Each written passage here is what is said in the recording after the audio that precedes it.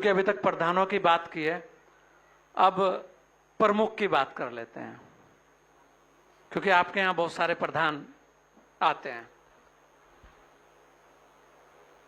आप सदर ब्लॉक फिरोजाबाद से ब्लॉक प्रमुख हैं जी। क्या लगता है कि वर्तमान समय में कितना बदलाव आपको अब ब्लॉक की ताकतों में लग रहा है?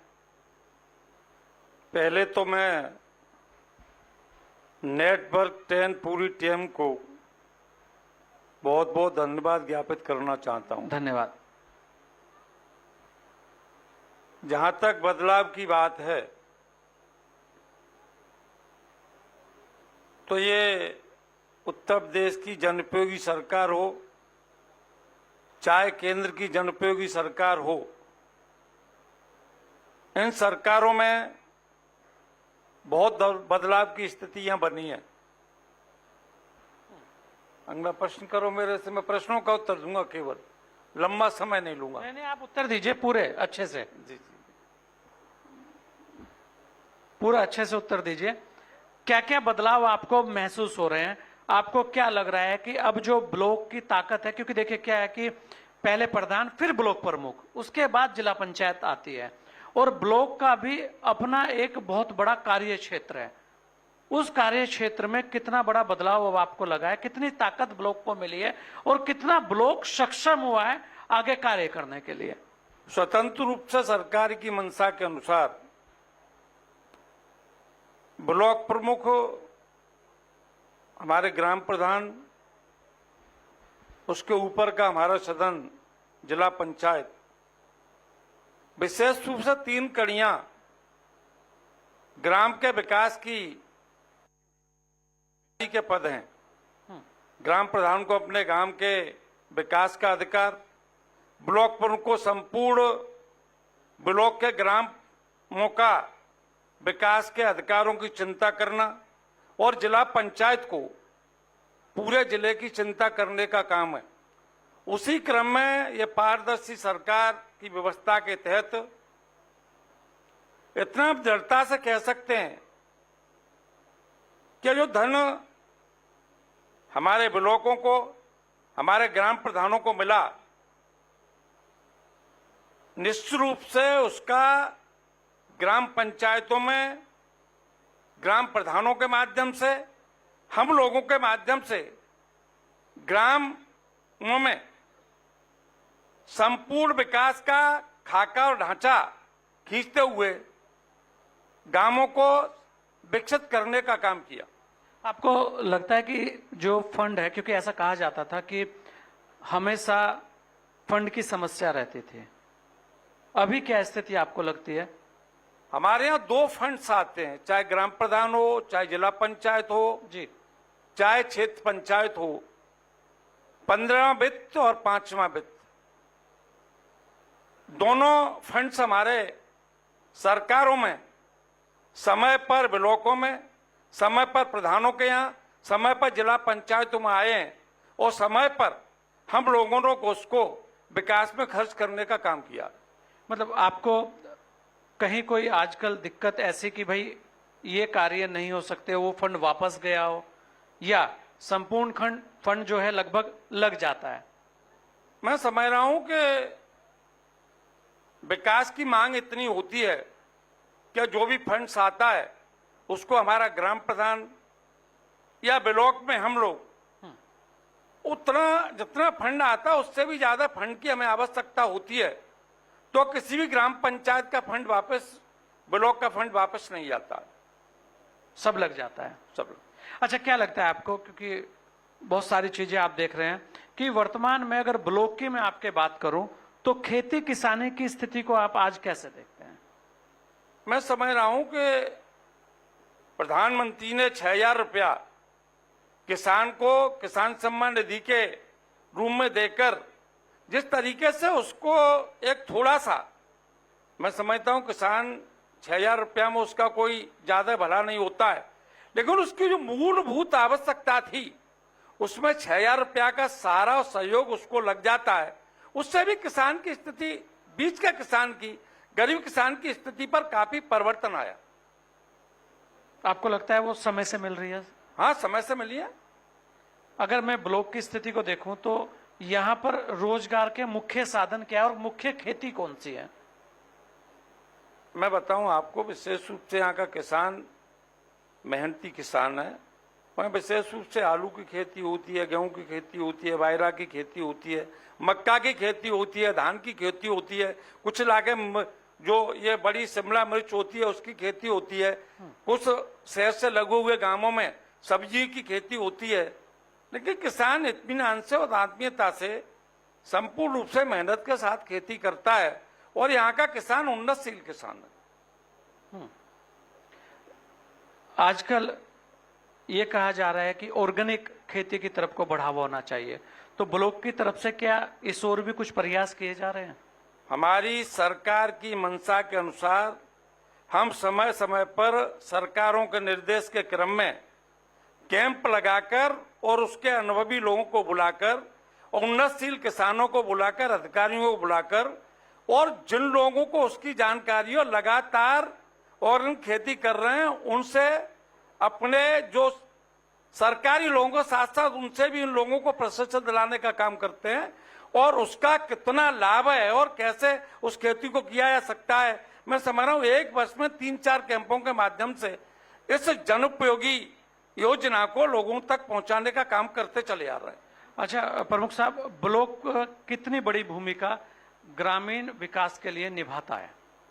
मैं समझ रहा हूं कि ग्रामीण व्यवस्था में ब्लॉक से ज्यादा विकास की भूमिका निभाने का और कोई कार्यालय नहीं होता है, न कोई विभाग होता है। हालांकि बहुत से विकास ऐसे हैं, जैसे पीडब्ल्यूडी रोड बनाती है, आरईएस रोड बनाती है, मंडी समिति रोड बनाती है, जैसे मंडी समिति का कहीं भवन होना है, तो ये सारी इनकी योजना में भी हम लोगों का विशेष रूप से जो हमारे जागरूक प्रधान हैं, जागरूक ब्लॉक प्रमुख हैं, इनके प्रस्ताव भी हम लोग समय समय पर सरकार को या संबंधित डीएम को, सीडीओ को या संबंधित अधिकारियों को देने का काम करते रहते हैं। और हमारे जागरूक प्रधान है वो समझ रहे हैं ब्लॉक प्रमुख नहीं करा पाएंगे और हम भी नहीं कर पाएंगे। उनने हमें प्रस्ताव दिया और हमने संबंधित ऊपर अधिकारियों को उस प्रस्ताव को देकर कई गांवों बड़े काम कराने का काम किया। अच्छा, शिक्षा की स्थिति को आप अपने ब्लॉक में कैसे देखते हैं? मैं समझ रहा हूं कि शिक्षा की स्थिति में जो पहले स्कूलों की स्थितियां थीं, जी, हम 9 वर्ष से उत्तर प्रदेश में और 14 वर्ष से लगातार देश में दोनों जनोपयोगी बहुपयोगी सरकारों ने जिस तरीके से निचले स्तर पर शिक्षा को प्रभावी बनाने का काम किया है, चाहे ग्रामीण स्कूलों के भवन की बात हो, चाहे स्कूलों में स्मार्ट क्लास की बात हो, चाहे उसकी बाउंड्री की बात हो, चाहे जो गांव रोड से नहीं जुड़ा था उन गांवों को भी हमने अपने माध्यम से पक्के मार्ग से जोड़ने का काम किया है।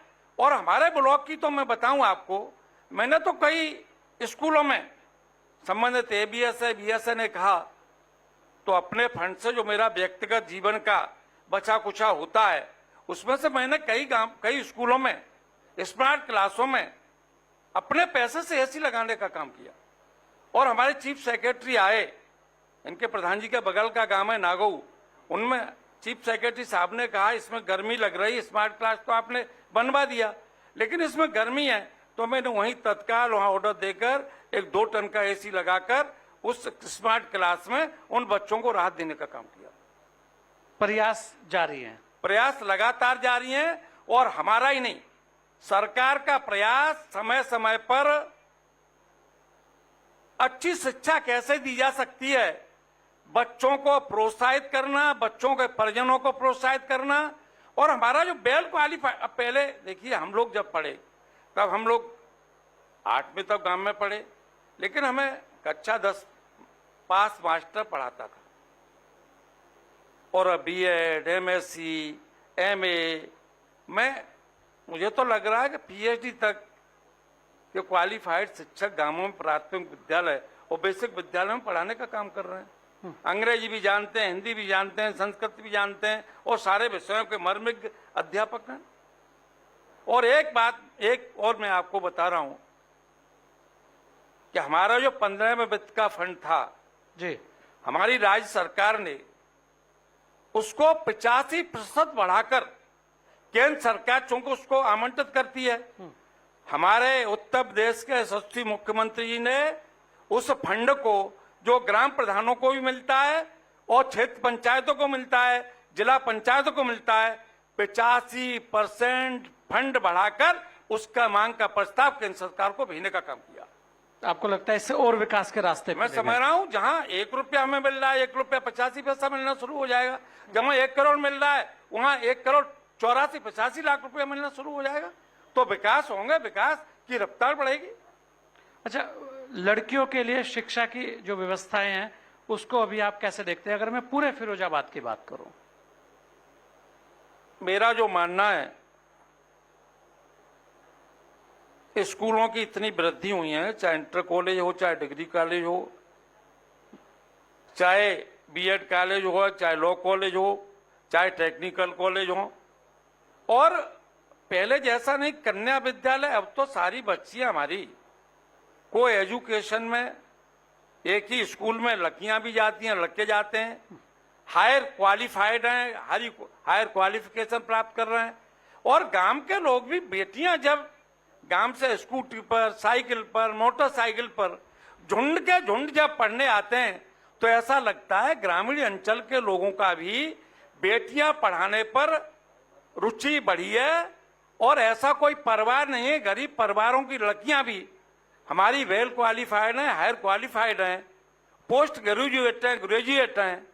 और मैं समझ रहा हूं जिले में विद्यालयों की कोई कमी नहीं है, चाहे लड़कियों के लिए हो चाहे लड़कों के लिए हो। चलिए, एक सवाल और आपसे ले रहा हूं, कानून व्यवस्था को लेकर क्या कहेंगे? कानून व्यवस्था तो, मैं 45 साल का अनुभवी पॉलिटिशियन हूं, इतनी बढ़िया कानून व्यवस्था मेरे संज्ञान में पूरा सदन बैठा हुआ है। हम ये नहीं कहेंगे कि पहले सरकारों ने कानून व्यवस्था ठीक नहीं रखी, लेकिन इस बात को दृढ़ता से कह सकते हैं कि उत्तर प्रदेश में, केंद्र की बात नहीं कह रहा हूं, उत्तर प्रदेश में उत्तर प्रदेश के यशस्वी मुख्यमंत्री योगी जी ने जिस तरीके से कानून व्यवस्था को सुदृढ़ और सुव्यवस्थित करने का काम किया है, पहली सरकारों पर मैं कोई आलोचना और उन पर कोई आरोप नहीं लगा रहा हूं, लेकिन सारी सरकारों से 100 गुनी बेहतर कानून व्यवस्था इस समय है उत्तर प्रदेश में।